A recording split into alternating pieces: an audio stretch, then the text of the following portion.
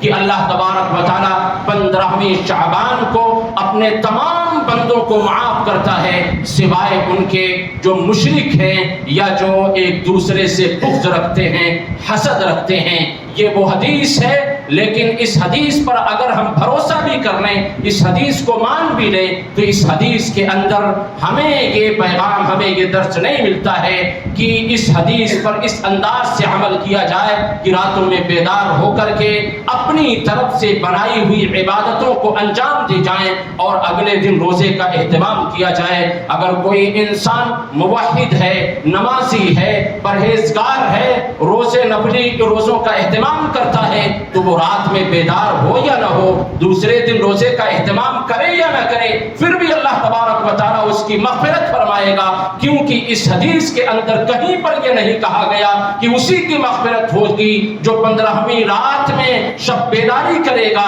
قیام اللیل کرے گا، دوسرے دن روزے کا اہتمام کرے گا، بلکہ مطلقاً یہ حدیث آئی ہوئی ہے۔ اور اس حدیث سے جو اہم نقطہ اور جو اہم درس ہمیں اور آپ کو ملتا ہے، ایسے لوگ جو اس حدیث کے حوالے سے لوگوں کو گمراہ کرتے ہیں، جو پیغام سب سے بڑا ہے، جو تعلیم سب سے بڑی ہے، اس تعلیم کو فراموش کر دیتے ہیں۔ وہ تعلیم حدیث کے آخری ٹکڑے میں ہے۔ کیا ہے؟ اللہ کے نبی نے کہا، اللہ تبارک و تعالیٰ 15ویں شعبان، نصف شعبان سب کو معاف کرتا ہے الا لمشرکن، مگر ان کے جو مشرک ہیں، یعنی جو شرک کرتے ہیں، ان کو نہیں معاف کرتا ہے۔ تو دیکھا جائے ان کے عمل کو، ان کے یہاں ربوبیت میں شرک پایا جاتا ہے، الوہیت میں شرک پایا جاتا ہے، اسماء و صفات میں شرک پایا جاتا ہے، رب کے در کو چھوڑ کر کے کسی اور کے در کو آباد کرنا ان کی زندگی میں ہے، رب کے سامنے جھولی پھیلانے سے ہٹ کر کے کسی اور کے سامنے جھولی پھیلاتے ہیں،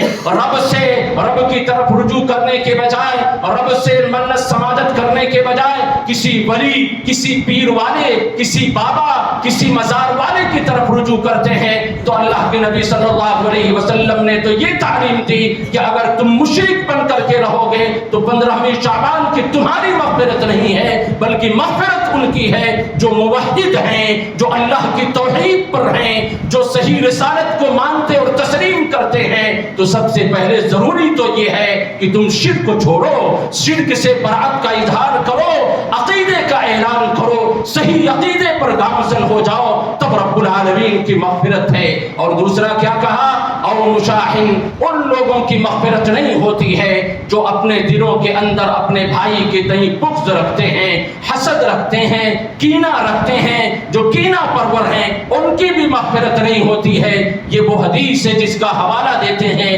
لیکن جو اصل پیغام اس حدیث کے اندر ہے اس پر پردہ ڈال دیا جاتا ہے، اس کو لوگوں کے سامنے نہیں بیان کیا جاتا ہے کہ تم اللہ کے در کو چھوڑ کر کے کہاں بھاگے جا رہے ہو۔ اور ایک دوسری صحیح حدیث جس پر کسی نے ضعیف کا حکم نہیں لگایا ہے، وہ حدیث بھی ہم یہیں پر سنتے چلیں۔ وہ حدیث یہ ہے کہ اللہ کے نبی صلی اللہ علیہ وسلم نے فرمایا، صرف 15ویں شعبان ہی کو اللہ تبارک و تعالیٰ اپنے بندوں کی بخشش نہیں کرتا ہے، بلکہ ہر جمعرات، ہر پیر کو اللہ تبارک و تعالیٰ اپنے بندوں کی بخشش کرتا ہے۔ تفتح ابواب الجنہ یوم الاثنین و یوم الخمیس، ہر پیر، ہر جمعرات کو اللہ تبارک و تعالیٰ جنت کے دروازوں کو کھولتا ہے، اور فیغفر لکل عبد،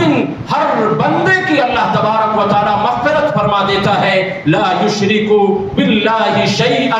الا رجلا کانت بینہ وبین اخیہ شحنہ، یہ مسلم کی صحیح درجے کی حدیث کہ مگر ان کے جو شرک کرتے ہیں یا آپس میں ایک دوسرے سے بغض اور حسد رکھتے ہیں، کینہ پرور ہوتے ہیں، ان کے علاوہ اللہ تبارک و تعالیٰ ہر بندے کی بخشش کر دیتا ہے۔ جو موحد ہوتا ہے، جو متبع ہوتا ہے، جو فرما بردار ہوتا ہے، جو شرک سے برات کا اظہار کرتا ہے، ہر پیر اور ہر جمعرات کو اس کی بخشش اللہ تبارک و تعالیٰ کر دیا کرتا ہے۔ تو اس حدیث پر بھی عمل ہو، یہ حدیث بھی سنایا جائے، اس حدیث کی طرف لوگوں کو بلایا جائے کہ تم موحد بن کر کے رہو تو اللہ ہفتے میں 2 دن تمہاری بخشش کرتا رہے گا۔